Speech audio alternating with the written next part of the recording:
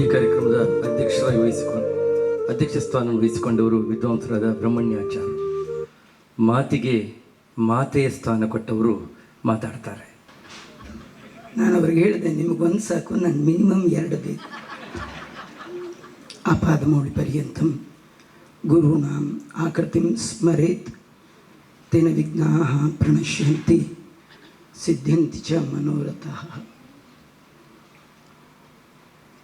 ಇವತ್ತು ನೀವೆಲ್ಲ ಇಲ್ಲಿ ಬಂದು ಸೇರಿದ್ದೀರಿ.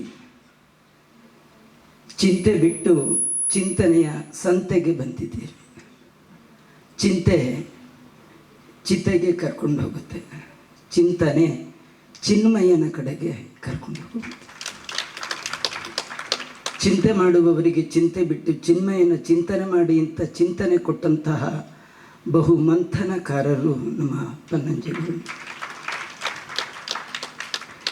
ನನಗೆ ಯಾಕಲ್ಲಿ ಸೆಂಟ್ರಲ್ ಕುಡಿಸಿದ್ರು ಅಂತ ತುಂಬ ಹೊತ್ತು ಗೊತ್ತಾಗಲಿಲ್ಲ. ನನಗೆ ಆಮೇಲೆ ಗೊತ್ತಾಯಿತು, ನಾನು ನೆನ್ನೆನೇ ಬಂದುಬಿಟ್ಟಿದ್ದೆ. ನೆನ್ನೆಯಿಂದಲೇ ಬಂದಿದ್ದಾರೆ, ಇವತ್ತು ಮಧ್ಯ ಕುಡಿಸಬೇಡ, ನಾಳೆ ಬಂದುಬಿಟ್ರೆ ಕಷ್ಟ ಅಂತ. ನಿಜವಾಗಿಯೂ ನಾನು ನೆನ್ನೆ ಬಂದದ್ದು ದೊಡ್ಡವರ ಮಾತು ಕೇಳಿ ಅವರ ದರ್ಶನ ಮಾಡಿ ಅಡ್ಡ ಬಿದ್ದು ದೊಡ್ಡವನಾಗೋಣ ಅಂತ. ಇವತ್ತು ಎಲ್ಲ ದೊಡ್ಡವರೇ, ಆ ಕಡೆ 4 ಈ ಕಡೆ 4, ಒಬ್ಬರಿಗೆ 4 ಸಾಕು. ಆದರೆ ಈ ಕಡೆ 4 ಆ ಕಡೆ 4 ಧರ್ಮಾರ್ಥ ಕಾಮ ಮೋಕ್ಷ ಇರುವಂತೆ ಚತುರ್ವ್ಯೂಹ ಮೂರ್ತಿಗಳಂತೆ 4 ದಿಗ್ಗಜಗಳು 8 ಗಜಗಳು ಇಲ್ಲಿ ಕೂತು ಮಾತಾಡಿದ್ದಾರೆ. ನಿನ್ನೆ ಹಿರಿಯರೆಲ್ಲ ಮಾತಾಡುವಾಗ ಕಡೆಗೆ ನಮ್ಮ ಗುರುಪೀಠದ ಸ್ವಾಮಿಗಳು, ವ್ಯಾಸರಾಜ ಮಠದ ಶ್ರೀಗಳು ಮಾತಾಡುವಾಗ ಒಂದು ಮಾತು ಹೇಳಿದರು.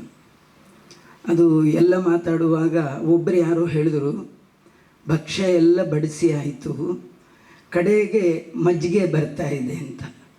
ನಮ್ಮ ಸ್ವಾಮಿಗಳದ್ದು ಮಜ್ಜಿಗೆ ಆದಮೇಲಿನ ಭಾಷಣ ಇತ್ತು, ಮಜ್ಜಿಗೆನೂ ಮುಗಿದು ಹೋಗಿತ್ತು, ಕಡೆಗೆ ಏನು ಬರಬೇಕು. ಇವತ್ತು 1 ಅಲ್ಲ 2 ಅಲ್ಲ 8 ಸ್ವೀಟ್ ಅಡುಗೆ ಉಡುಪಿ ಕಡೆದು ಎಲ್ಲ ಭಾಷಣ ಮುಗಿದು ಎಲ್ಲರೂ ಎಲ್ಲವನ್ನೂ ಹೇಳಿ ಆದಮೇಲೆ ಏನು ಉಳಿದಿದೆ ಅಂತ ಹುಡುಕ್ಲಿಕ್ಕೂ ನನ್ನ ಹತ್ರ ಏನಿಲ್ಲ. ಆದರೂ ಕೂಡ ಈ ಸುಸಂದರ್ಭದಲ್ಲಿ 1-2 ಮಾತುಗಳನ್ನು ಹೇಳುವ ಪ್ರಯತ್ನ ಮಾಡ್ತೇನೆ. ಅದು ನಂಗೆ ತಿಳಿದಿದೆ, ನಿಮಗೆ ತಿಳಿದಿಲ್ಲ ಅನ್ನುವ ತಿಳುವಳಿಕೆಯಿಂದ ನಾನೇನು ಹೇಳ್ತಿಲ್ಲ. ನನಗೆ ಏನೋ ತಿಳಿದಿದೆ ಅಂತ ಇವ್ರಿಗೆ ಅಂದ್ಕೊಂಡಿದ್ದಾರೆ, ಏನೂ ತಿಳಿದಿಲ್ಲ ಅಂತ ನಿಮಗೆ ಗೊತ್ತಾದರೆ ಸಾಕು. ನಿಜವಾಗಿಯೂ ನಮಗೆ ಆಶ್ಚರ್ಯ ಆಗುವಂಥದ್ದು, ಭಗವಾನ್ ವ್ಯಾಸರು ಏನೆಲ್ಲ ಪುರಾಣಗಳನ್ನು ರಚನೆ ಮಾಡಿಕೊಟ್ರು. ಬ್ರಹ್ಮಾದಿ ದೇವತೆಗಳು ಪ್ರಾರ್ಥನೆ ಮಾಡಿದಾಗ ಭೂಮಿಯಲ್ಲಿ ಭಗವಂತ ಅವತಾರ ಮಾಡಿ ಅನಂತವಾದ ವೇದ ರಾಶಿಗಳನ್ನು ವಿಭಾಗ ಮಾಡಿಕೊಟ್ಟಾಗ ಆ ವೇದದಲ್ಲಿ ಹೇಳಿದ ಕ್ರಮದಲ್ಲಿ ಭಗವಂತನ ಚಿಂತನೆ ಮಾಡುವ ಯೋಗ್ಯತೆ ಇಲ್ಲದ ನಮಗೆ ಅನುಕೂಲ ಆಗಲಿ ಅಂತ ಸೂತ್ರಗಳನ್ನು, ಮೀಮಾಂಸಾ ಶಾಸ್ತ್ರವನ್ನು ಸ್ವಯಂ ಭಗವಂತ ರಚನೆ ಮಾಡಿಕೊಟ್ಟ. ನಮಗೆ ವೇದವೂ ಅರ್ಥ ಆಗಲಿಲ್ಲ, ವೇದಾಂತವೂ ಅರ್ಥ ಆಗಲಿಲ್ಲ. ನಮ್ಮನ್ನು ನೋಡಿ ದೇವರಿಗೆ ಅಯ್ಯೋ ಅಂತ ಅನ್ನಿಸ್ತು.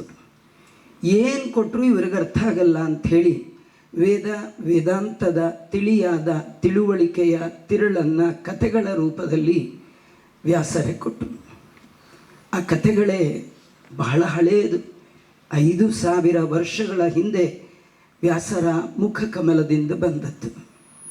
ಅದಕ್ಕೆ ಪುರಾತನವಾದ ಕಾರಣ ಅದನ್ನು ಪುರಾಣ ಅಂತ ಕರೆದರು. ವ್ಯಾಸರಿಂದ ರಚಿತವಾದ ಪುರಾಣಗಳೆಲ್ಲ ಭಗವಂತನನ್ನು ತಿಳಿದುಕೊಳ್ಳುವ ಸಲುವಾಗಿ ಇರುವಂಥದ್ದು. ಅಂತಹ ಪುರಾಣಗಳ ಬಗ್ಗೆ ಈಗಿನ ಸಮಾಜದಲ್ಲಿ, ಜನಾಂಗದಲ್ಲಿ ಒಂದು ಮೌಢ್ಯ ಭಾವನೆ.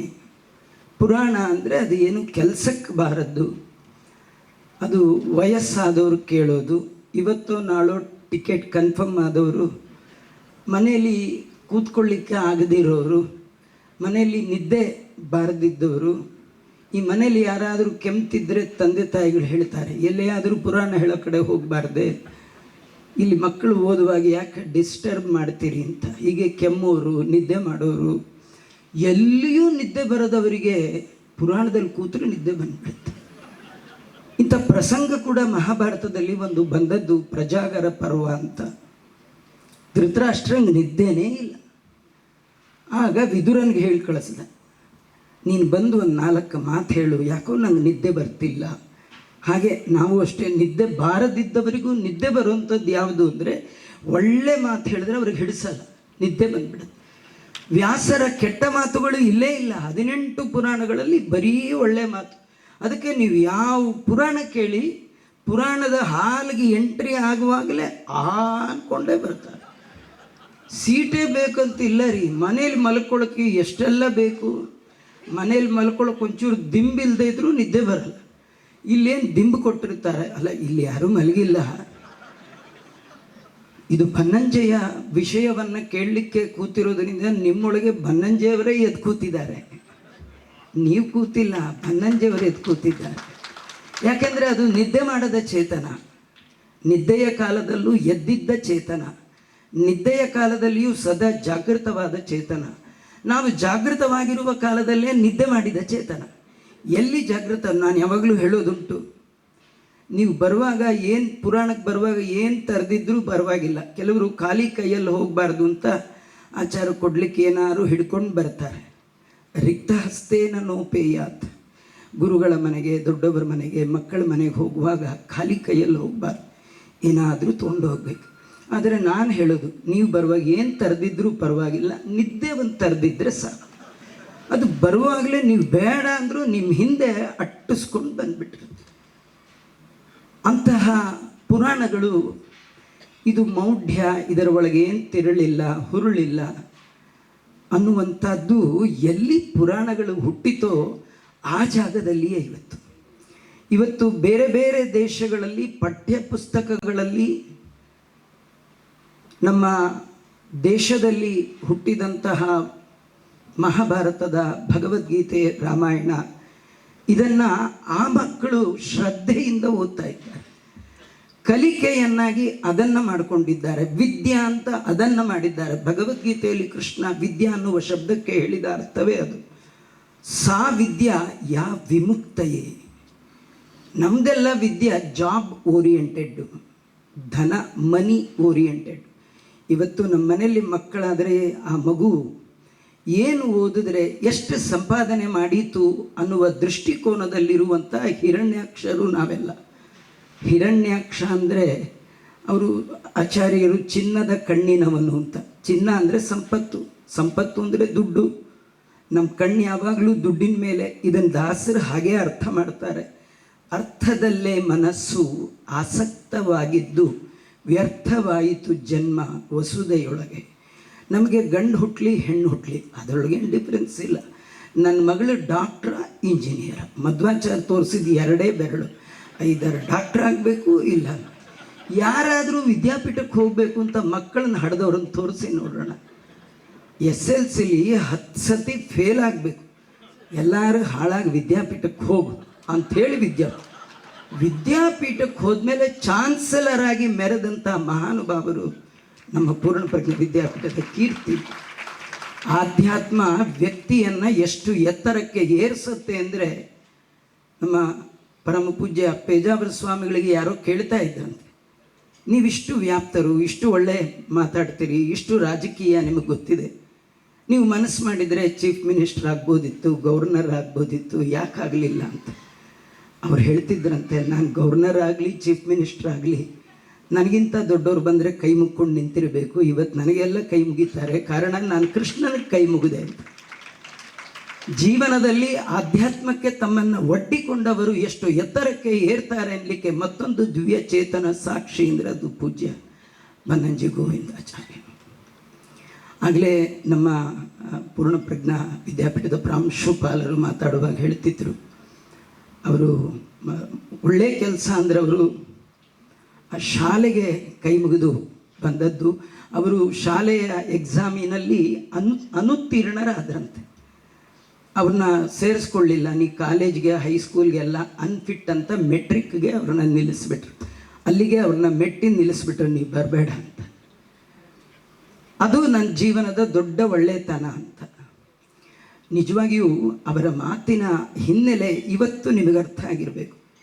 ಇವತ್ತು ಇಷ್ಟು ಕಡೆ ಸ್ಟ್ರೈಕ್ ಆಗ್ತಿದೆ. ಇಡೀ ಭಾರತವನ್ನು ಆಳುವಂತಹ ಸಂವಿಧಾನ ಆಯ್ಕೆ ಮಾಡಿದಂತಹ ಒಬ್ಬ ಎತ್ತರದ ವ್ಯಕ್ತಿಯನ್ನು 15 ವರ್ಷದ ಒಂದು ಸಣ್ಣ ಹೆಣ್ಣು ಮಗಳು ಬಾಯಿಗೆ ಬಂದಾಗ ಬೈತಾಳೆ ಅಂದರೆ ಅವಳು ಶಾಲೆಯಲ್ಲಿ ಕಲ್ತದ್ದು ಏನು ಅಂತ ನೀವು ವಿಚಾರ ಮಾಡಿ. ಇದನ್ನು ಹೇಳಿಕೊಟ್ಟವ್ರು ಯಾರು ನೀವು ಹೇಳಿ.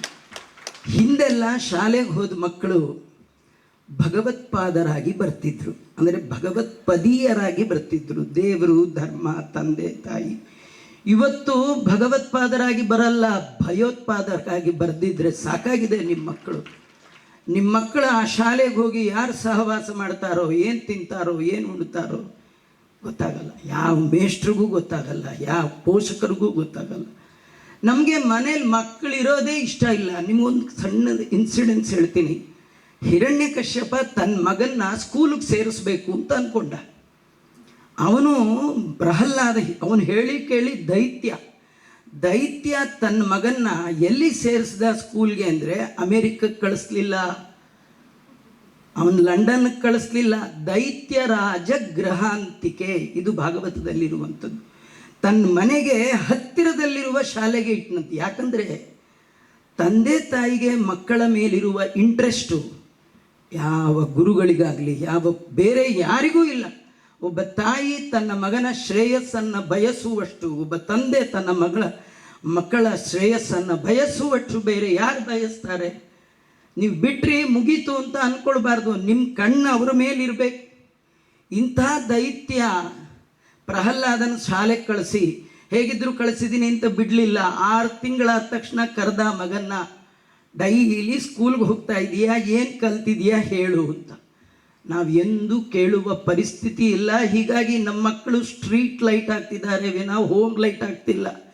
ಬೀದಿಗೆಲ್ಲ ಬೆಳಕಾಗ್ತಾರೆ, ಮನೆಗೆ ಮಾತ್ರ ಬೆಳಕಾಗಲೇ ಇಲ್ಲ. ಹಾಗಾಗಬಾರ್ದು ಅಂತಾದರೆ ಹೊರಗಿನ ವಿದ್ಯೆ ಎಷ್ಟೋ ಅಷ್ಟೇ, ಅದೇ ಪಾರಮಾರ್ಥಿಕ ಸತ್ಯ ಅಲ್ಲ, ಅದು ಬಂಧನಕ್ಕೆ ಕಾರಣ. ನೀವು ವಿಶಾಲವಾಗಿ ಬೆಳ್ಕೊಳ್ಬೇಕು, ನಿಮ್ಮದು ಪರ್ಸನಲ್ ಗ್ರೋತ್ ತುಂಬ ಹೈಕ್ ಆಗಬೇಕು ಅಂದರೆ ಪ್ರಪಂಚವೇ ನಿಮಗೆ ಶಾಲೆ ಆಗಬೇಕು. ಒಂದು 4 ಗೋಡೆಗಳ ಮಧ್ಯೆ ಕುಳಿತು ಕಲ್ತದ್ದಕ್ಕಿಂತಲೂ ಆ ಗೋಡೆಗಳನ್ನು ಮೀರಿ ಹೊರಬಂದು ಕಲ್ತಂತಹ ಬನ್ನಂಜೆಯವರ ಎತ್ತರ ಇವತ್ತು 4 ಗೋಡೆ ಒಳಗೆ ಕಲ್ತವ್ರಿಗಿಲ್ಲ. ಆ ಎತ್ತರಕ್ಕೆ ಬರಲಿಕ್ಕೆ ಕಾರಣ ಅವರು 4 ಗೋಡೆಯನ್ನು ಮೀರಿ ವಿಶ್ವಕ್ಕೆ ಮುಖ ಮಾಡಿ, ಸಮಾಜಕ್ಕೆ ಮುಖ ಮಾಡಿ, ಓದದ್ದಕ್ಕಿಂತಲೂ ನೋಡಿ ಕೇಳಿ ಹೇಳಿ ಕಲ್ತದ್ದೇ ಹೆಚ್ಚಿನ. ಆಮೇಲೆ ಕೆಲವರು ಅವ್ರ ಬಗ್ಗೆ ಮಾತಾಡುವಾಗ ಹೇಳಿದರು, ನನಗೆ ನನ್ನ ಹಣೆ ಅಂಗಾರಕ್ಷತೆ, ನನ್ನ ಶಿಖ ನಂಗೊಂಚೂರು ಅದು ಹಾರ್ಟ್ಗೆ ಪಟ್ ಅಂತ ಹೊಡೆದಾಗ ಅವರು ಶಿಖ ಕಟ್ ಮಾಡಿದ್ರು, ಬಾಯಲ್ಲಿ ಏನೋ ಇಟ್ಟರು, ಇನ್ನೆಲ್ಲೋ ಹೋಟ್ಲಲ್ಲಿ ಹೋಗಿ ತಿಂದರು, ನಾಮ ಹಚ್ಕೊಂಡಿಲ್ಲ. ಯಾರು ನಿಮಗೆ ಹೇಳಿದ್ದು?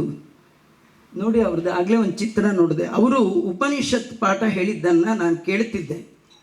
ಅವರು ಎಂದೂ ಕೂಡ ಶರ್ಟ್ ಹಾಕಿ ಉಪನಿಷತ್ ಪಾಠ ಬೆಳಗ್ಗೆ ಹೊತ್ತು ಮಾಡಿದ್ದನ್ನು ನಾನು ನೋಡಲೇ ಇಲ್ಲ. ಎಂಥ ದಿವ್ಯವಾದ ಮುದ್ರೆಗೋಪ್ಚನ. ಅದರೊಳಗೇನೆಂದರೆ ಆಚಾರ್ಯರು ಹೇಳಿದ ಹಾಗೆ, ಹಿಂದಿನ ಉಪನ್ಯಾಸಕರು ಹೇಳಿದ ಹಾಗೆ, ನಮ್ಮದೆಲ್ಲ ಏನಾಗಿದೆ, ನಮ್ಮದೆಲ್ಲ ಮುಖ ಇಲ್ಲದ ಬರೀ ಮುಖವಾಡಗಳು. ಅವ್ರದ್ದು ಮುಖವಾಡವೇ ಇಲ್ಲದ ಮುಖ, ಅವ್ರದ್ದು ಮುಖವಾಡವೇ ಇಲ್ಲ, ಬರೀ ಮುಖ. ಎಲ್ಲಿ ಹೇಗಿರಬೇಕೋ ಅಲ್ಲಿ ಹಾಗೆ. ನಾವು ಎಲ್ಲಿದ್ದರೂ ನಾವು ಹೀಗಿರೋದು, ನಾವಿರೋದೇ ಹೀಗೆ ಅಂತ ನಮ್ಮದು. ಅವ್ರು ಹಾಗಲ್ಲ, ಎಲ್ಲರ ಜೊತೆಯಲ್ಲಿ ಒಂದಾಗುವಂಥ ಸಮಾಜಮುಖಿ ವ್ಯಕ್ತಿ. ಅದು ನನಗೆ ಟೀ ಶರ್ಟ್ ಹಾಕ್ಕೊಂಡಿದ್ರೆ ನಿಮ್ಮ ಜೊತೆ ನಾನು ಟೀ ಶರ್ಟ್ ಹಾಕ್ಕೊಳ್ತೀನಿ. ಯಾರೋ ಒಬ್ಬರು ಅವ್ರಿಗೆ ಕೇಳಿದ್ರಂತೆ, ಏನಾಚಾರ್ಯ ಇಷ್ಟು ಪಾಠ ಪ್ರವಚನ ಮಾಡ್ತೀರಿ, ಅಂಗಿ ಹಾಕ್ಕೊಂಡಿದ್ದೀರಿ, ಅಂಗಿ ಬಿಚ್ಚಿ ಅಂದ್ರಂತೆ. ಅವರಂದ್ರಂತೆ, ನಾನೇನೋ ಒಂದು ಅಂಗಿ ಬಿಚ್ತೀನಿ, ಇನ್ನೊಂದು ಅಂಗಿ ನೀ ಬಿಚ್ತೀಯ ಅಂದ್ರೆ. ಅದ್ಯಾವುದು? ಅಂಗದ ಮೇಲಿರುವ ಅಂಗಿಯನ್ನು ನೀನು ಬಿಚ್ತೀಯ ಅಂದ್ರೆ. ಈ ಬಾಡಿನೇ ಒಳಗಿರುವಂಥ ಸ್ವರೂಪ ದೇಹಕ್ಕಿರುವಂತಹ ಅಂಗಿ. ಈ ಅಂಗಿ ಬಿಚ್ಚಕ್ಕಾಗದೆ ಆದಮೇಲೆ ಮೇಲಿನ ಅಂಗಿ ಬಿಚ್ಚಿದ್ರೆಷ್ಟು, ಬಿಚ್ಚದಿದ್ರೆಷ್ಟು. ಬಿಚ್ಚಬೇಕಾದ್ದು ಒಳಗಿದೆ, ಮೆಚ್ಚಬೇಕಾದ್ದು ಹೊರಗಿದೆ. ಹೊರಗಿರೋದನ್ನು ಮೆಚ್ಚಿ ಒಳಗಿರೋದು. ಅವರು ಹೊಸದು ಕ್ರಾಫ್ ಇಟ್ಕೊಂಡ್ರು ಅಂದರೆ ನನ್ನ ವ್ಯಾಖ್ಯಾನ. ನಾನು ಬನ್ನಂಜೆಯವರನ್ನ ನೋಡಿ ಕೇಳಿ ನಾನು ಶಿಖ ಕಟ್ ಮಾಡಿ ಕ್ರಾಫ್ ಬಿಡಕ್ಕೆ ಹೋಗಲ್ಲ. ಯಾಕಂದರೆ ಅವರಪ್ಪ ಅವ್ರಿಗಿಂತ ತಿಳಿದವರು, ಅವ್ರ ಗುರುಗಳು ಅವ್ರಿಗಿಂತ ತಿಳಿದವರು. ಅವರು ಎಂದು ಮಠವನ್ನು, ಮಡಿಯನ್ನು, ಸಂಪ್ರದಾಯವನ್ನು ಬಿಟ್ಟವರಲ್ಲ. ಹಾಗಾಗಿ ಅವರ ಶಿಷ್ಯರಾದಂಥ ಬನ್ನಂಜೆ ಗೋವಿಂದಾಚಾರ್ಯರು ಬಿಟ್ಟವರಲ್ಲ, ಒಳಗೆ ಗುಟ್ಟಾಗಿ ಇಟ್ಟವರು. ಸಮಾಜಕ್ಕೆ ತೋರ್ಲಿಕ್ಕಾಗಿ ಇಟ್ಟವರಲ್ಲ. ಇದು ಒಂದು ಅಧ್ಯಾತ್ಮ ಚಿಂತನೆ, ಆದರೆ ಹೊರಗಿನ ಚಿಂತನೆ, ಸುಮ್ಮನೆ ಹಾಸ್ಯಕ್ಕೆ ಹೇಳೋದು. ನೋಡಿ, ಅವ್ರು ಯಾವತ್ತೋ ಶಿಖ ಕಟ್ ಮಾಡಿ ಕ್ರಾಪಿಸಿದರು. ಅದು ಯಾವುದೋ ಒಂದು ಶ್ಲೋಕ ಹೇಳಿದ್ರು, ಕ್ರಾಪಿಸಿದರು. ಅವ್ರು ಯಾಕೆ ಕ್ರಾಪಿಸಿದ್ರು ಗೊತ್ತಾ? ನಿಮ್ಗೆ ಯಾರಿಗೂ ಗೊತ್ತಿಲ್ಲ, ನಂಗೆ ಮಾತ್ರ ಹೊಳೆಯುತ್ತೆ, ನಿಮ್ಗೆ ಯಾರಿಗೂ ಹೊಳೆಯಲ್ಲ. ಯಾಕೆಂದರೆ ಅವ್ರದ್ದು 80 ಕ್ರಾಪ್ ಇತ್ತು, ನಂದು 52ಕ್ಕೆ ಗೋವಿಂದ. ನಾನೇನಾದರೂ 50 ಅವಾಗೇ ಬಿಟ್ಬಿಟ್ಟಿದ್ರೆ ಇದು ಇಲ್ಲ ಅದು ಇಲ್ಲ. ನಿಜ, ನಾನು ಯಾವಾಗಲೂ ಹೇಳ್ತೇನೆ, ನೀವು ನಂಬೋದು ಬಿಟ್ಟರೆ ಬಿಡ್ಬೋದು. ದೇವರು ಯಾರ್ಯಾರು ನಿಮಗೆ ಗೊತ್ತಿರಬೇಕು, ಹಿಂದಿನ ಕಾಲದಲ್ಲಿ ಹಳ್ಳಿ ಜನ ಕೂಡ ಶಿಖ ಬಿಡ್ತಾರೆ. ಶಿಖಕ್ಕೂ ಬ್ರಾಹ್ಮಣ್ಯಕ್ಕೂ ಅಂತ ಏನಿಲ್ಲ. ಶಿಖ ಅನ್ನೋದು ಅದು ಹಿಂದೂಗಳ ಸಂಪ್ರದಾಯ, ಅದು ಎಲ್ಲರೂ ಬಿಡಬಹುದು. ನೀವು ಇವತ್ತು ನೋಡ್ಬೋದು, ಹಳ್ಳಿ ಕಡೆ ಎಷ್ಟೋ ಜನ ರೈತಾಪಿ ಜನ ಅವರು ಶಿಖ ಬಿಟ್ಟಿರ್ತಾರೆ. ಬಿಡ್ಬೋದು, ಬಿಡಬಾರ್ದು ಅಂತೇನಿಲ್ಲ, ಬಿಡು ಅಂತಾನೆ ಶಾಸ್ತ್ರ ಹೇಳುತ್ತೆ. ಆದರೆ ನಾವು ಬಿಡಲ್ಲ, ದೇವ್ರಿಗೆ ಗೊತ್ತು. ಅದಕ್ಕೆ ಅವನೇನು ಮಾಡ್ತಾನೆ, ಬಿಡ್ತೀಯೋ ಇಲ್ಲೋ, 8 ಸತಿ ಹೇಳೋದು ನಿನಗೆ, ಬಿಡಲ್ಲ. ಅದಕ್ಕೆ ಅವನೇನು ಮಾಡ್ತಾನೆ, ಮೊದಲು ಈ ಕಾರ್ನರ್ನ ಖಾಲಿ ಮಾಡಿಸ್ತಾನೆ, ಈಗಲಾರು ಬಿಡು ಅಂತ. ಆ ಕಾರ್ನರ್ ಹೋದಾಗಲೂ ಬಿಡಲ್ಲ. ಈ ಕಡೆಯಿಂದ ತೆಗೆದು ಆ ಕಡೆ ಹಾಕಿ, ಆ ಕಡೆಯಿಂದ ತೆಗೆದು ಈ ಕಡೆ ಹಾಕಿ, ಏನೇನೋ ಮಾಡ್ತೀವಿ. ದೇವ್ರು ಅವಾಗ ಇಷ್ಟೆಲ್ಲ ನಾಟಕ ಮಾಡ್ತೀಯ, ಸೆಂಟ್ರೇ ತೆಗಿತೀನಿ, ಅದೇನು ಮಾಡ್ತೀಯ ಮಾಡೋದು. ಅವ್ರಿಗೆ ಸೆಂಟ್ರ್ ತೆಗಿಲಿಲ್ಲ. ಅವ್ರ ಚಿತ್ರ ನೋಡಿ ಆಶ್ಚರ್ಯ. ನಮ್ಮ ರಾಧಾಕೃಷ್ಣ ಅವ್ರಿಗೂ ಸಂತೋಷ ಆಗುತ್ತೆ ಅವ್ರು ನೋಡಿದ್ರೆ, ನಮ್ಮ ಪೂಜ್ಯ ಆಚಾರ್ಯರು ನೋಡಿದ್ರು ಸಂತೋಷ ಆಗತ್ತೆ. ಯಾಕಂದ್ರೆ ನನಗಿಲ್ಲ, ಅದರಿಂದ ಇದ್ದವ್ರು ನೋಡಿ ಸಂತೋಷ ಪಡೋ ಸಂತೋಷ ಇರಲಿ. ಸ್ವರೂಪದಲ್ಲೇ ಅವರಿಗೆ ಕ್ರಾಫ್ ಬಿಡೋ ಯೋಗ ಇತ್ತು, ಬಿಟ್ಟರು. ಸ್ವರೂಪದಲ್ಲಿ ದೇವರ ಇಚ್ಛೆ ಹೀಗಿದೆ. ಭಾಗವತದಲ್ಲಿ ಪ್ರಿಯವ್ರತ ಮಹಾರಾಜ ತಾನು ಸನ್ಯಾಸಿ ಆಗಬೇಕು ಅಂತ ಹೊರಟ. ಬ್ರಹ್ಮದೇವರು ಬಂದರು, ನಿನ್ನ ಹಣೆಯಲ್ಲಿ ನಾನು ಸನ್ಯಾಸಿ ಆಗೋದನ್ನು ಬರೆದಿಲ್ಲ, ಸಂಸಾರಿ ಆಗು ಅಂತ ನಾ ಬರೆದಿದ್ದೀನಿ, ಸುಮ್ಮನೆ ನೀನೇನೋ ಅವ್ರಿವ್ರು ನೋಡ್ಕೊಂಡು ಸ್ವಾಮಿಗಳಾಗಕ್ಕೆ ಹೋಗಬೇಡ ಅಂತಂದು. ಬಂದು ಮತ್ತೆ ಒಂದು ಮದುವೆ ಬೇಡ ಅಂದವನು 2 ಮದುವೆ ಆದ. ಹಾಗೆ ಅವ್ರಿಗೆ ಹೇಳಿದ್ರು, ನಿಂಗೆ ಶಿಖ ಬೇಡ, ನಿನ್ನ ಐಡೆಂಟಿಫೈ ಶಿಖ ಒಳಗಿಲ್ಲ, ನಿನ್ನ ವಿದ್ಯಾ ಒಳಗಿದೆ ಅಂತ ಅವ್ರಿಗೆ ಹೇಳಿದ್ರು. ನನಗೆ ಹೇಳಿದ್ರು, ನಿನ್ನ ಐಡೆಂಟಿಫೈ ವಿದ್ಯಾ ಒಳಗಿಲ್ಲ, ನಿನ್ನ ಶಿಖ, ನಿನ್ನ ತುಳಸಿ ಮಣಿ, ಅದಕ್ಕೆ ನೀನು ಇದನ್ನು ಬಿಟ್ಕೋ, ಅವರು ಅದನ್ನು ಬಿಟ್ಕೊಳ್ಳಿ ಅಂತಂದರು. ನಾವು ಇನ್ನೊಬ್ಬರು ನೋಡಿ ಎಂದೂ ಕೂಡ ಕಂಪೇರ್ ಮಾಡೋದನ್ನು ಬಿಡಬೇಕು. ಜೀವನದಲ್ಲಿ ಹಾಳಾಗೋದು ಕಂಪ್ಯಾರಿಸನ್. ತುಂಬ ಜನ ಬನ್ನಂಜಿಯವ್ರ ಪ್ರವಚನ ಕೇಳಿ ಆ ಥರನೇ ಹೇಳಲಿಕ್ಕೆ ಹೋಗ್ತಾರೆ. ಹೇಳಕ್ಕೆ ಹೋಗಬಾರ್ದದು. ಅವ್ರದ್ದು ಮಾತ್ರ ಅದು, ಅವರಿಗೆ ಮಾತ್ರ ಕಾಪಿ ರೈಟ್, ದೇವರು ಕೊಟ್ಟದ್ದದು. ಯೋ ಅಂತಃಪ್ರವಿಶ್ಯ ಮಮ ವಾಚ ಇಮಾಂ ಪ್ರಸುಪ್ತಾಂ. ಒಳಗೆ ನಿಂತು ಭಗವಂತ ನುಡಿಸ್ತಾನೆ ವಿನಃ ಅವರು ನುಡಿದದ್ದಲ್ಲ. ಎಲ್ಲೂ ನಾನು ಹೇಳ್ತೀನಿ, ಅವರು ಹೋಗಲೇ ಇಲ್ಲ, ನಂಗೆ ಹೀಗೆ ಅನ್ನಿಸ್ತಾ ಇದೆ, ಒಳಗೆ ಭಗವಂತ ಅನ್ನಿಸ್ತಾ ಇದ್ದಾನೆ, ನಾ ಹೇಳ್ತಾ ಇದ್ದೀನಿ. ಕೆಲವರಂತೂ ಅಂದದ್ದನ್ನು ಕೂಡ ಮಿಮಿಕ್ರಿತ, ಅದು ನಾಟಕ, ಏಕಪಾತ್ರ ಅಭಿನಯ ಆಗ್ಬಿಡುತ್ತೆ. ಅಭಿನಯ ಆಗಬಾರ್ದು, ಅನುನಯ ಆಗಬೇಕು. ಅವ್ರನ್ನ ಅನುಕರಿಸಬೇಕೇ ವಿನಃ ಅವರಂತೆ ಆ್ಯಕ್ಟಿಂಗ್ ಮಾಡಲಿಕ್ಕೆ ಹೋಗಬಾರ್ದು. ನಿಜ ಹೇಳ್ತೀನಿ, ಅವರಂತೆ ಆ್ಯಕ್ಟಿಂಗ್ ಮಾಡುವ ಯೋಗ್ಯತೆ ಕೂಡ ನಮಗಿಲ್ಲ. ಏನು ಆ್ಯಕ್ಟಿಂಗ್ ಯೋಗ್ಯತೆ ಇಲ್ಲ ಅಂದರೆ, ನೋಡಿ, ನಮಗೊಂದು 10 ನಿಮಿಷ ಮಾತಾಡಿ ಅಂದರೆ ಚೀಟಿ ಇಟ್ಕೊಳ್ಳದೆ ಮಾತಾಡುವ ಆ್ಯಕ್ಟಿಂಗ್ ಕೂಡ ನಮಗೆ ಬರಲ್ಲ. ಇನ್ನೇನಾದರೂ ಗಂಟೆಗಟ್ಟಲೆ ಒಂದು ವಿಷಯವನ್ನು ಕೊಟ್ಟು ಅದರ ಬಗ್ಗೆ ಪೂರ್ವಾಪರ ಇಟ್ಕೊಂಡು ವಿಮರ್ಶೆ ಮಾಡು ಅಂತಂದ್ರೆ ಏನು ಮಾಡ್ತೀವ್ರಿ? ಕನ್ನಡದಲ್ಲಿ 94 ಗ್ರಂಥಗಳನ್ನು ಕೊಟ್ಟಂತಹ ಮೇರು ಸಾಹಿತಿ, 94 ಗ್ರಂಥ, ಸಾರ್ಥಕರಿ 80 ವರ್ಷ 70 ವರ್ಷ. ನಾವು ಇಡೀ ಜೀವನದಲ್ಲಿ 1 ಗ್ರಂಥ ಓದಿದ್ರೂ ಸಾಕು. ಭಗವಂತ ಹೇಗೆ ಗುಣಗಳಿಂದ ಅನಂತನೋ, ಬನ್ನಂಜಿಯವರ ಗ್ರಂಥಗಳು ಕೂಡ ಒಂದೊಂದು ಕೂಡ ಪೂರ್ಣ. ಒಂದು ಓದಿದ್ರೂ ನೀವು ಪೂರ್ಣ ಆಗ್ತೀರಿ ಅಂಥ ಗ್ರಂಥಗಳು. ಮತ್ತು ಒಂದೊಂದು ವಿಚಿತ್ರ ವ್ಯಕ್ತಿತ್ವ. ಆ ವ್ಯಕ್ತಿತ್ವ ನಾವು ಯಾರನ್ನೂ ನೋಡ್ಲಿಕ್ಕೆ ಸಾಧ್ಯ ಇಲ್ಲ. ಯಾಕಂದರೆ ಅವರು ವ್ಯಾಸತೀರ್ಥರು, ಟೀಕಾಚಾರ್ಯರಂಥ ಮಹಾನುಭಾವರ ಬಗ್ಗೆಯ ಮಾತುಗಳ ಬಗ್ಗೆಯೂ ಕೂಡ ಆಕ್ಷೇಪವನ್ನು ಮಾಡಿ, ನನಗೆ ಹೀಗೆ ಅನ್ನಿಸ್ತಾ ಇದೆ, ಅವರಿಗೆ ತಮಗೆ ಯಾವುದು ಸರಿ ಅನ್ನಿಸ್ತಿತ್ತೋ ಅದನ್ನು ಹೇಳೋರು. ಒಪ್ಪೋದು ಬಿಡೋದು ನಿಮಗೆ ಬಿಟ್ಟದ್ದು. ನೀವು ನನ್ನನ್ನು ಏನಾದರೂ ಅಂದ್ಕೊಳ್ಳಿ, ನಾನು ಸಮಾಜಕ್ಕೆ ಮುಖವಾಡ ಇಟ್ಕೊಂಡು ಮಾತಾಡಲ್ಲ, ನನ್ನ ಮುಖ ಏನಿದೆ ಹಾಗೆ ಮಾತಾಡ್ತೀನಿ ಎನ್ನುವಂತಹ ವಿಚಿತ್ರ ವ್ಯಕ್ತಿತ್ವದ ಶಕ್ತಿ ಬನ್ನಂಜಿ ಗೋವಿಂದಾಚಾರ್ಯರು ಅಂತ ಹೇಳ್ತಾ, ನಿಮ್ಗೆ ಇನ್ನೊಂದು ಹೇಳಬೇಕು, ನನಗೂ ಬನ್ನಂಜಿ ಗೋವಿಂದಾಚಾರ್ಯಗೂ ಎಂದೂ ಭೇಟಿನೇ ಇಲ್ಲ. ಭೇಟಿ ಇಲ್ಲ ಅಂದರೆ ನಾನು ಅವ್ರನ್ನ ನೋಡಿದ್ದೆ, ಅವರ ಪ್ರವಚನಗಳಿಗೆಲ್ಲ ಕೇಳ್ತಾ ಇದ್ದೆ. ನಾನು ಅಮರಜ್ಯೋತಿ ನಗರ ವಿಜಯನಗರದ ಹತ್ರ ಇದೆ, ಅಲ್ಲಿ ರಾಯರ ಮಠದಲ್ಲಿ ಇದ್ದಾಗ ಆ ಮಠ ಆಗತಾನೇ ಓಪನ್ ಆಗಿತ್ತು. ಆಗ ಒಮ್ಮೆ ಅವರು ಬಂದಿದ್ದರು, ಅಲ್ಲಿ ಪ್ರವಚನ. ಆ ಪ್ರವಚನದಲ್ಲಿ ಹಿಂದಿನ ಉಪನ್ಯಾಸಕರು ಹೇಳಿದಾಗೆ ಮಡಿ ಬಗ್ಗೆ ಚೆನ್ನಾಗಿ ಮಂಗಳಾರತಿ ಮಾಡಿದ್ರು. ನಂಗೋ ಕೆಟ್ಟ ಸಿಟ್ಟು, ಏನು ಆಚಾರ ನಾವು ಇಷ್ಟು ಮಡಿ ಇಟ್ಕೊಂಡು ನಿಂತಿದ್ದೀವಿ, ನಮ್ಗೆ ಇಷ್ಟು ಬೈತಾ ಇದ್ದಾರೆ ಅಂತ ಹೇಳಿ ನಾನು ಅವ್ರಿಗೆ ಕರೆದು ಪಾದಪೂಜೆ ಮಾಡಿ ಅವ್ರಿಗೆ ಬೈದೆ. ಕೇಳಿದೆ, ಸ್ವಾಮಿ ನೀವು ಯಾಕೆ ಮಡಿಗೆ ಬೈತೀರಿ, ಯಾಕೆ ಮಡಿಗೆ ಬೈತೀರಿ? ಈಗ ನೀವು ಒಳಗೆ ಶುದ್ಧಿ ಇದ್ದರೆ ಸಾಕು, ಹೊರಗೆ ಹೇಗಿದ್ದು ನಡೆಯುತ್ತೆ ಅಂತ ಹೇಳೋದಾದರೆ, ನನಗೆ ಒಳಗೆ ಶುದ್ಧಿ ಇದೆಯೋ ಇಲ್ಲೋ ಗೊತ್ತಾಗೋದು ಹೇಗೆ? ಹೊರಗೆ ಈ ಪಟ್ಟೆ ಕೆಟ್ಟದಾಗಿರುವಾಗ ಒಳಗೇನು ಶುದ್ಧಿ ಇದೆ? ಅದರಿಂದ ಶುದ್ಧಿಯಲ್ಲಿ ಎರಡು ಮುಖ, ಒಳಬಗೆ ಹೊರಬಗೆ. ಹೊರಬಗೆಯ ಶುದ್ಧಿಯೂ ಬೇಕು, ಒಳಬಗೆಯ ಶುದ್ಧಿಯೂ ಬೇಕು. ಆಚಾರ ಹೇಳಿದ್ರು, ನಾನು ಹೇಳಿದ್ದು ಅದಲ್ಲ. ಈ ಕರಿ ಮಡಪಂಚೆ ಇರುತ್ತಲ್ಲ, ಅದನ್ನು ಉಟ್ಕೊಂಡು ಮಡಿ ಅಂತಿರಲ್ಲ, ಇದು ಮಡಿ ಅಲ್ಲ. ಮಡಿ ಅಂದರೆ ಶುಚಿ, ಅದು ಬೇಕು ಅನ್ನೋದನ್ನು ಅಷ್ಟೇ ಸಮಾಧಾನವಾಗಿ ಅವ್ರು, ನಾನು ಬಹಳ ಆಗ ಒಂದು 20-18 ಹುಡುಗ, ನನಗೇನು ಗೊತ್ತಿರಲಿಲ್ಲ, ನಾನು ಅರ್ಚಕನಾಗಿದ್ದೆ. ಸುಮಾರು 35 ವರ್ಷ ನಾನು ರಾಯರ ಪೂಜೆ ಮಾಡ್ತಿದ್ದಿದ್ದು. ಇಷ್ಟೇ ನಂದು, ಮತ್ತೇನಿಲ್ಲ. ಪರಮ ಪೂಜ್ಯ ಪೇಜಾವರ ಸ್ವಾಮಿಗಳವರ ದರ್ಶನ, ಅವರ ಸ್ಪರ್ಶ, ಅವರು ಹೇಳುವಾಗ ಪಾಠ ಕೂತು ಕೇಳಿದ್ದು. ಇಷ್ಟು ಬಿಟ್ಟರೆ ನನ್ನಲ್ಲಿ ಯಾವ ಯೋಗ್ಯತೆಯೂ ಇಲ್ಲ. ನಾನು ಅನೌನ್ಸ್ ಮಾಡೋರಿಗೆ ಹೇಳಿಬಿಟ್ಟಿದ್ದೆ ಮೊದಲೇ, ನೀವು ನನ್ನ ಬಗ್ಗೆ ಏನು ಹೇಳಿದ್ರು ಎಲ್ಲ ಸುಳ್ಳು ಹೇಳಿದಾಗುತ್ತೆ.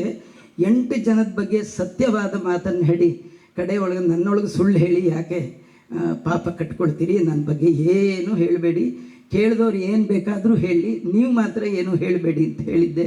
ಹೀಗಾಗಿ ಬನ್ನಂಜೆ ಗೋವಿಂದಾಚಾರ್ಯರಂತಹ ಮೇರು ವ್ಯಕ್ತಿತ್ವದ ವ್ಯಕ್ತಿಯನ್ನು ಸಮಾಜಮುಖವಾಗಿ ಅವರು ಮಾಡಿರ್ತಕ್ಕಂಥ ಉಪಕಾರವನ್ನು ನಾನು ಮೊದಲು ಆರಂಭ ಮಾಡಿದ್ದು ವೇದವ್ಯಾಸ ದೇವರು ರಚನೆ ಮಾಡಿದ ಪುರಾಣಗಳು ಅಂತೇನಿದೆ, ಅವರು ಪುರುಸೊತ್ತಿದ್ದಾಗ ಟೈಮ್ ಇದ್ದಾಗ ಓದಿ ನಿಮಗೆ ಪುಣ್ಯ ಬರುತ್ತೆ, ಇದು ಮಡಿ ಕತೆ ಹರಿಕತೆ ಅಂತ ಹೇಳಿದ್ದಲ್ಲ, ಅದಕ್ಕಾಗಿ ಹೇಳಿದ್ದಲ್ಲ, ಅದಕ್ಕಾಗಿ ಅವರು ಟೈಮ್ ಮಾಡಿಕೊಂಡಿದ್ದಲ್ಲ. ಮಹಾಭಾರತ, ಭಾಗವತ, ರಾಮಾಯಣ ಇದು ಮನುಷ್ಯರಿಗೆ ಜೀವನ ಧರ್ಮಕ್ಕೆ ಬೇಕಾದ 2 ಕಣ್ಣುಗಳು.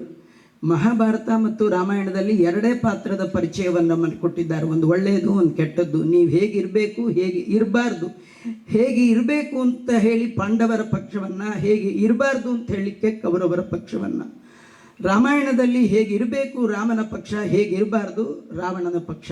ಹಾಗಾದ್ರೆ ಇದು ಯಾರಿಗೂ ಬೇಡ, ಇಡೀ ಮನುಕುಲಕ್ಕೆ ಬೇಕಾದಂತಹ ಸಂದೇಶವನ್ನು ಜಗತ್ತಿಗೆ ಕೊಟ್ಟ ಏಕಮೇವ ದೇಶ ಅದು ನಮ್ಮ ಭಾರತ. ಈ ಭಾರತದ ಈ ಪವಿತ್ರವಾದ ನೆಲದಲ್ಲಿ ಹೊರಬಂದ ವ್ಯಾಸರ ಮುಖಕಮಲದಿಂದ ಹೊರಬಂದಂಥ ಈ ಪುರಾಣ ಎಲ್ಲ ಮನುಷ್ಯರಿಗೆ ಸೇರಿದ್ದು ಅಂತ ತೋರಿಸಿಕೊಟ್ಟದ್ದು ಬನ್ನಂಜೆ ಗೋವಿಂದಾಚಾರ್ಯರು. ಇವತ್ತು ಅವರು ಪ್ರವಚನ ಕೇಳಲಿಕ್ಕೆ ಬ್ರಾಹ್ಮಣರೇ ಆಗಬೇಕು ಅಂತ ಇಲ್ಲ ರೀ, ಎಲ್ಲರೂ ಕೇಳ್ತಾರೆ. ಎಲ್ಲ ಅಂದರೆ ಜಾತಿ, ಮತ, ಮಠ, ಪಂಥ ಎಲ್ಲ ಮೀರಿ, ದೇಶ ಭಾಷೆಗಳನ್ನೇ ಮೀರಿ. ನಿನ್ನೆ ಯಾರೋ ಒಬ್ರು ಹೇಳ್ತಿದ್ರು, ಅವರು ಅಮೇರಿಕಾದಲ್ಲಿ ಉಪನ್ಯಾಸ ಮಾಡುವಾಗ ಯಾರೋ ಒಂದು ಲೇಡಿ ಬಂದು ಕೂತ್ಕೊಳ್ತಿದ್ಲಂತೆ. ಸರಿ, ಆ ಲೇಡಿಗೆ ಕನ್ನಡ ಅಂದರೆ ಗೊತ್ತೇ ಇಲ್ಲ ಒಮ್ಮಂಗೆ. ಒಂದು ದಿವಸ ಬಂದು ಕೂತ್ಲು. 2ನೇ ದಿನ ಬಂದಾಗ ಆಯೋಜಕರು ಕೇಳಿದ್ರಂತೆ, ನೆನ್ನೆ ನಿಮಗೆ ಭಾಷೆನೇ ಗೊತ್ತಿಲ್ಲ ಅಂದ್ರಿ, ಮತ್ತು ಇವತ್ತು ಯಾಕೆ ಬಂದ್ರಿ? ಅದಕ್ಕೆ ಅವಳು ಹೇಳಿದ್ಲಂತೆ, ನಂಗೆ ಭಾಷೆ ಗೊತ್ತಿಲ್ಲದೆ ಇದ್ರು ಅವ್ರ ಭಾವನೆ ನನ್ನ ಹೃದಯದಲ್ಲಿ ಆನಂದವನ್ನು ತರ್ತಾ ಇದೆ. ಅದು ಇವತ್ತಾಗತ್ತಾ? ಅದೇನು ಮಿರಾಕಿಲ್ಲ, ಈಗ ಆಗತ್ತಾ ನೋಡೋಣ ಅಂತ ಬಂದೆ. ಇವತ್ತು ಆಯಿತು, ನನಗೆ ಭಾಷೆ ಬೇಡ, ಭಾವ ಬೇಕು. ಅವರಲ್ಲಿ ಅಂತಹ ಹೃದಯದ ಒಳಗಿರುವಂಥ ಭಾವವನ್ನು ಉನ್ನಾಹ ಮಾಡುವಂತಹ ಯೋಗ್ಯತೆ ಅವರ ಮಾತಿಗಿದೆ ಅಂತ ನಾನು ಬಂದೆ ಅಂತ. ಹೀಗಾಗಿ ಭಾಷೆ, ಭಾವ ಎಲ್ಲವನ್ನೂ ಮೀರಿ ಇಡೀ ದೇಶದ ವಿದೇಶದ ಉದ್ದಗಲಕ್ಕೆ ವ್ಯಾಸರ ನುಡಿಗಳನ್ನು ಅವರು ಕೊಟ್ಟಿದ್ದಾರೆ ಅಂದರೆ ಇದು ದೊಡ್ಡದು. ನಿಜವಾಗಿ ಜ್ಞಾನಪೀಠ ಏನೇನು ಅವಾರ್ಡ್ಗಳು ಯಾರ್ಯಾರು ಕೊಡ್ತಾರೆ, ಆ ಎಲ್ಲ ಅವಾರ್ಡ್ಗೆ ನಿಜವಾಗಿ ಶ್ರೇಷ್ಠ ವ್ಯಕ್ತಿ ಅಂದರೆ ಅದು ಬನ್ನಂಜೆ ಗೋವಿಂದಾಚಾರ್ಯರು. ಆದರೆ ಅವರಿಗೆ ಕೊಡುವಂಥ ಅವಾರ್ಡ್ ನಮ್ಮಲ್ಲಿ ಯಾವುದೂ ಇಲ್ಲ.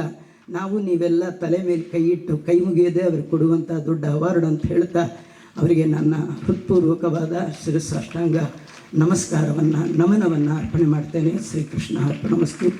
ನನ್ನ ಮಾತಿನಲ್ಲಿ ಏನಾದರೂ ದೋಷಗಳಿದ್ದರೆ ಅದು ನನ್ನದು ಅಂತ ಭಾವಿಸ್ತಾ, ಏನಾದರೂ ಗುಣಗಳಿದ್ದರೆ ಅದು ಗುರುಗಳದು ಹೇಳ್ತಾ ಕೃಷ್ಣ.